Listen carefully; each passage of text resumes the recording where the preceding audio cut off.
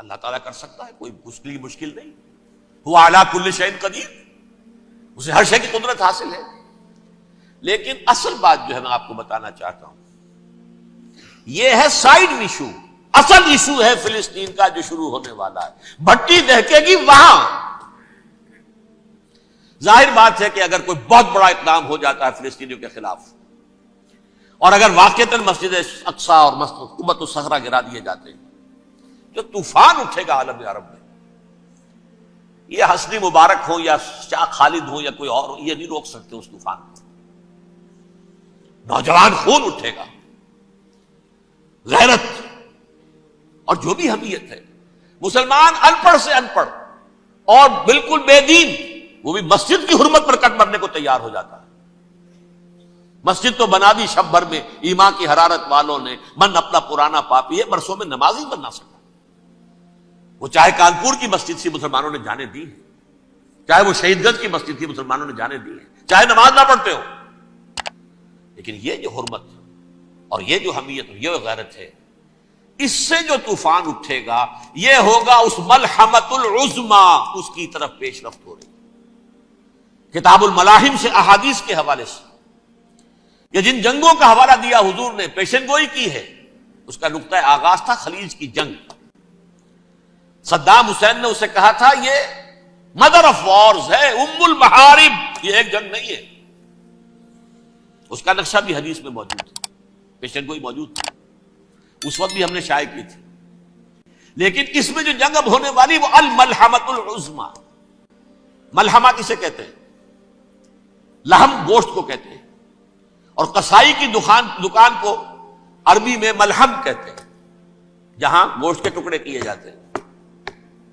آج کل مشینوں سے ہوتے ہیں، اب جو ہے وہ ہاتھ سے چھریوں سے نہیں ہوتے، لیکن ٹکڑے ہو رہے ہوتے ہیں، جسموں کے چیتھڑے اڑ رہے ہوتے ہیں. ملحمہ، یہی لفظ استعمال کیا تھا حضرت سعد ابن عبادہ نے رضی اللہ تعالی عنہ یوم فتح مکہ.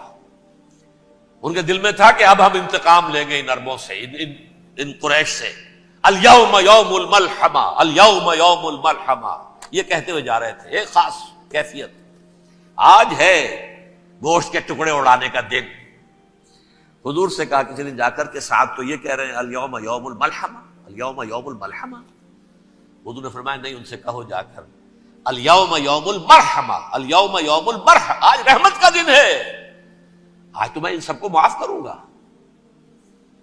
لا تثریب علیکم اليوم، میں تم سے وہی بات کہہ رہا ہوں جو میرے بھائی یوسف نے کہی تھی اپنے بھائیوں سے. اذهبوا فانتم الطلقاء، جاؤ تم سب کے سب آزاد. وہ ملحمہ ہے جس کو کہ حضور نے حضرت معاذ بن جبل رضی اللہ تعالی عنہ کی روایت ہے، اس میں سے جو ابو داؤد میں روایت آئی ہے اس میں الملحمۃ العظما، عظما مؤنث ہے اعظم کا. آپ کہتے ہیں جنگ عظیم اول، جنگ عظیم دوم. عظیم کا باپ ہو گیا اعظم، سب سے بڑا، اور اس کا مؤنث ہے سب سے بڑی، عظما. الملحمۃ العظما، سب سے بڑی لڑائی. میرے نزدیک یہ وار کے معنی میں نہیں ہے، بیٹل کے معنی میں. انگریزی میں یہ دو لفظ علیحدہ ہیں، وار، بیٹل. وار سالوں کو محیط ہوتی ہے، بیٹل کسی ایک خاص جگہ پر جو لڑائی ہوتی ہے اس کو کہتے ہیں. حضور کے اور قریش کے درمیان 6 سالہ وار تھی، جنگ تھی. لیکن battles, battle of Uhud, battle of Badr, یہ بیٹلز تھی، لڑائیاں تھی. تو عظیم ترین جنگ شاید اس اعتبار سے نہ ہو جیسے کہ ورلڈ وار 1 اور ورلڈ وار 2، یعنی اس کی وسعت کا اتنا معاملہ نہیں اور طوالت کا نہیں. لیکن جو لڑائی جو ہے بیٹل ہونی ہے، جس کو کہ یہ لوگ، یا چونکہ میں نے کہا تھا شروع میں کہ سرما ہے میری آنکھ کا خاک حجاز و حول قدس. نیو ٹیسٹمنٹ کی آخری کتاب ہے the book of revelation, revelation of Saint John. اس میں آرمگڈون کہا گیا ہے اسے. ہر مجدون، یہ عبرانی لفظ ہے. ہر کہتے ہیں اونچی جگہ کو، سطح مرتفع. مجدون میگیڈو، میگیڈو ایک وادی ہے، مرتفع، وادی مرتفع.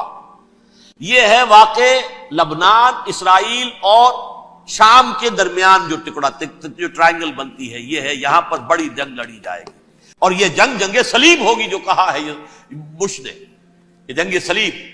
سیکنڈ ملینیم شروع ہوئی تھی تو پہلی صلیبی جنگ ہوئی تھی. 3rd ملینیم شروع ہوا ہے، یہ 2nd صلیبی جنگ ہے، یہ کروسیڈ ہے. اور میں اس مرتبہ امریکہ گیا تھا تو پہلی مرتبہ مجھے وہاں ایک رسالہ ملا ٹرمپٹ نام کا. یہ امریکہ کے جو بہت ایکسٹریمسٹ قسم کے پروٹیسٹنٹس ہیں، یہ ان کا رسالہ ہے، اور ان کے بارے میں اب کہا جا رہا ہے وہ کرسچین زائنسٹ ہیں. آپ شاید پہلی مرتبہ یہ لفظ سن رہے ہو. زائنسٹ تو ہم سمجھتے ہیں یہودیوں کو، کرسچین زائنسٹ وہ ہیں جو ہیں تو عیسائی پروٹیسٹنٹس ہیں، لیکن اسرائیل کے وہ حمایتی یہودیوں سے بڑھ کر ہیں. یہ میری کسی پہلی تقریر میں شاید بہت سے حضرات کو یاد آ جائے، میں نے کہا تھا 4 سال پہلے ہمارا تنظیم اسلامی کا ایک کنونشن ہوا تھا ہوسٹن میں، امریکہ کا جنوبی علاقے کا شہر ہے. ایک سیشن اس میں ہم نے رکھا تھا انٹرفیتھ، ایک عیسائی کو بلایا تھا، ایک یہودی بہت بڑا وہاں کا عالم ہے اس کو بلایا تھا. اس یہودی عالم نے ڈاکٹر وشوگراٹ، جو وہاں کی یونیورسٹی میں پروفیسر ایمیریٹس ہے، اس نے کہا تھا کہ یہ اسرائیل کی تو سپورٹ کر رہے ہیں عیسائی، ہم تو نہیں کر رہے. جو پریکٹسنگ یہودی ہیں وہ زیادہ اسرائیل کے حق میں نہیں تھے، یہ تو سن 67 کے بعد انہوں نے اسرائیل کو تسلیم کیا ہے. وہ تو منتظر تھے کہ ہمارا مسیحا آئے گا تو اس کی قیادت میں جنگ کریں گے، جیسے شیعہ منتظر تھے کہ مہدی موعود آئیں گے تو پھر ہم کچھ کریں گے.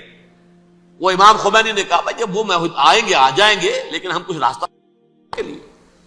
زائنسٹ نے آگے بڑھ کر ریاست قائم کر لی، اور جب یروشلم پر بھی پورا قبضہ کر لیا تب جو ہے در حقیقت مذہبی یہودی جو ہے پھر انہوں نے اپنایا ہے، اون کیا ہے، اور نئے سیٹلمنٹس جو بھی بنے ہیں وہاں پر اسرائیل میں، اس میں اکثر و بیشتر مذہبی یہودی آیا، اور بروکلن کے علاقے سے سب سے بڑھ کر آئے ہیں، جو امریکہ میں نیو یارک کا ایک جنوبی علاقہ ہے، بہت بڑا یہودیوں کا بہت بڑا گڑھ ہے.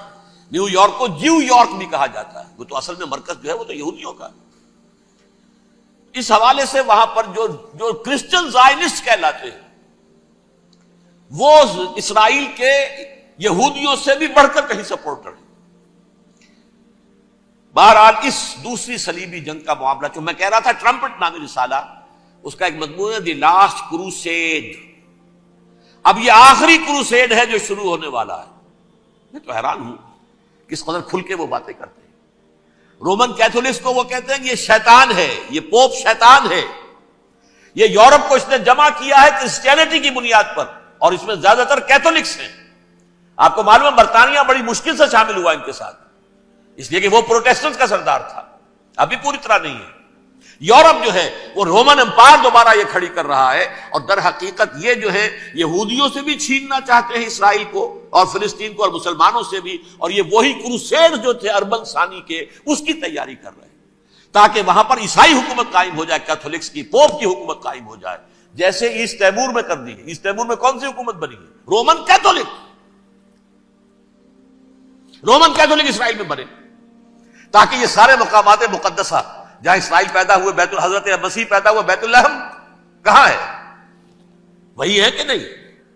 جہاں سے ریزریکشن ہوا ان کے خیال میں وہ کہاں ہے؟ وہیں پر ہے کہ نہیں؟ بڑے بڑے گرجے ان کے وہی ہیں. تو اس اعتبار سے ان کا کہنا یہ ہے یہ لاسٹ کروسیڈ کی تیاری ہو رہی ہے، یہ کیفور.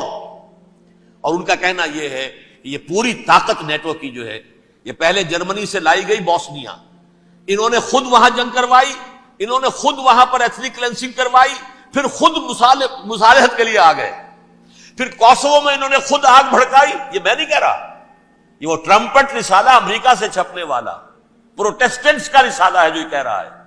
پھر انہوں نے کوسوو کے اندر کروایا، اور پھر وہ وہاں پر پیس فورس کی حیثیت سے آ گئے. اب وہ میسیڈونیا میں کروا رہے ہیں اور وہاں داخل ہو گئے ہیں. اگلا قدم ان کا سائپرس ہوگا، سائپرس میں ترکوں کو اور وہ گریکس کو لڑائیں گے اور وہاں آ جائیں گے، وہاں سے ایک چھلانگ لگائیں گے اور یہ فلسطین میں پہنچیں گے، اور یہ وہاں پر ایک رومن امپائر، اپنی پرانی رومن امپائر کی طرح کی رومن کیتھولک ریاست قائم کرنا چاہتے ہیں.